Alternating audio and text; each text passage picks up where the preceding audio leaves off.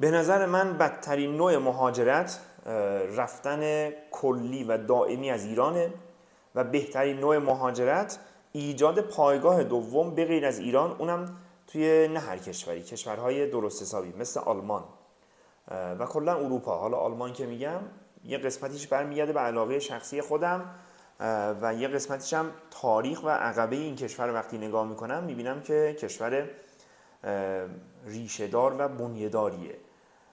چرا موافق ایجاد پایگاه هم حتی شده باشه مقطعی مثل دانشجوها؟ زمان شاه هر کسی که آلمان درس میخوند میتونست بنز دانشجویی بیاره، یعنی یه دونه دانشجو بودن توی آلمان باعث میشد شما بنز بیارید، ماشینی که بعد 40 خورده ای سال هنوز توی بازار ایران به نام بنز دانشجویی شناخته میشه. این یه نمونه کوچولو از مزایای این مهاجرت، در واقع ایجاد پایگاهه و روش اولم که میگم اصلا خوب نیست.